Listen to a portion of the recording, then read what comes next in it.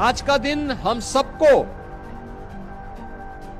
उन चेहरों को बेनकाब करने का भी एक अवसर दे रहा है जिन लोगों ने लोकतंत्र की आड़ में भारत के मूल्यों और आदर्शों को अपने स्वार्थ की बलि चढ़ाने का कुत्सित प्रयास किया।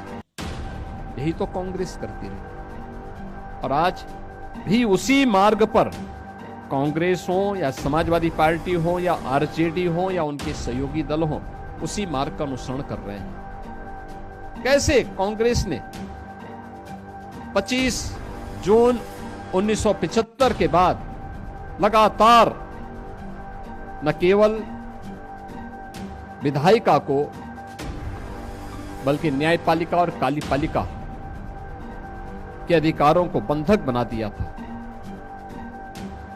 मीडिया जो लोकतंत्र के चतुर्थ स्तंभ के रूप में मानी जाती है, सेंसरशिप के माध्यम से उनकी बिजली काट दी गई। उस समय विजुअल मीडिया नहीं था, सोशल मीडिया नहीं था, लेकिन प्रिंट मीडिया की प्रिंटिंग के मार्ग में कैसे बाधाएं खड़ी करने का प्रयास किया।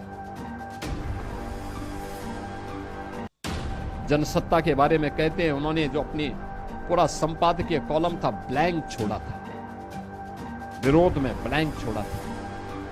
कुछ समाचार पत्रों ने काले पृष्ठों के साथ अपना पूरा ब्लैंक पेपर बाहर भेजा था, पब्लिक के सामने पहुंचाया था विरोध दर्ज करने के लिए।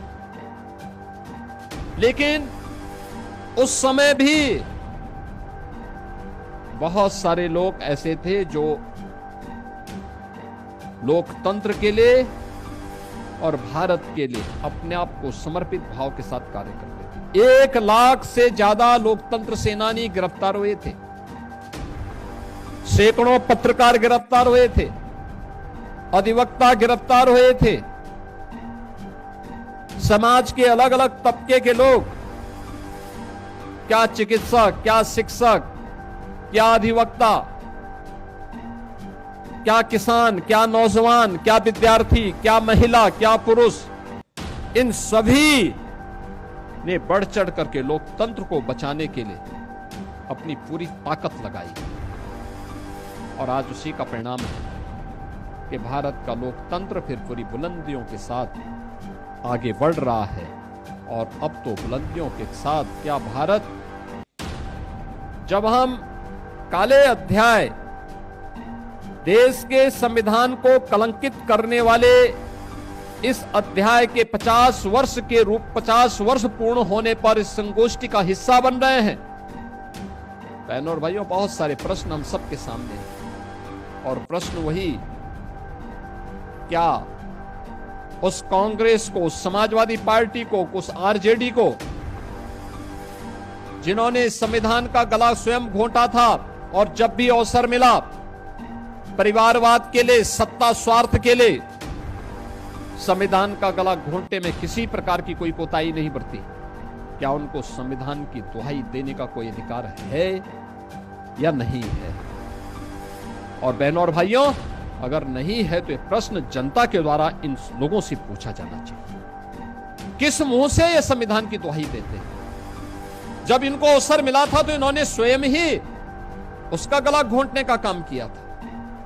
लगातार बाबा साहब भीमराव अंबेडकर के संकल्पों को तुषारपात करते रहे, लगातार ये लोग उन कृत्यों को करते रहे।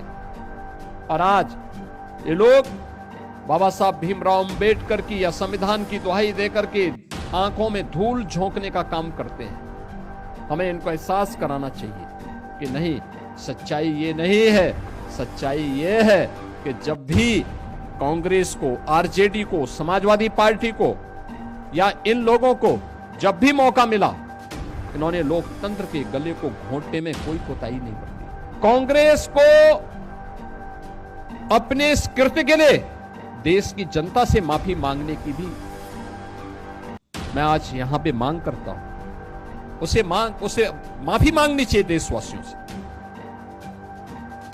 भारत के नागरिकों से,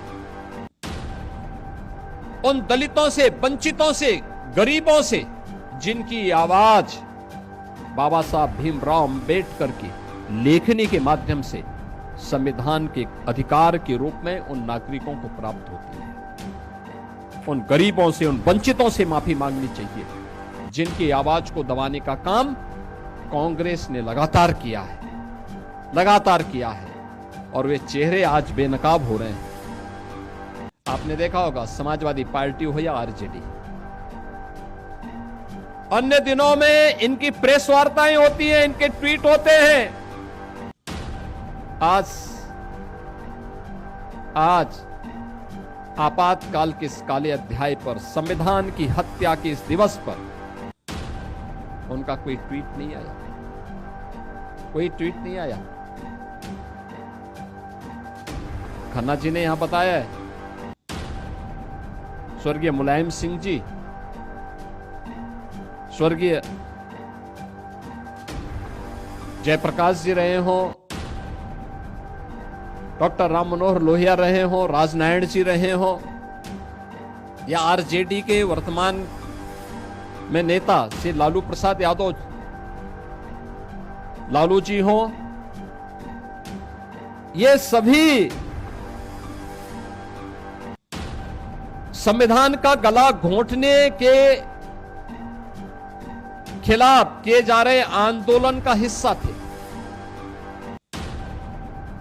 अटल जी विपक्ष के वरिष्ठ नेता थे। सरदे अटल जी, सदे लालकृष्ण आडवाणी जी, सदे डॉक्टर मुरली मनोहर जोशी जी,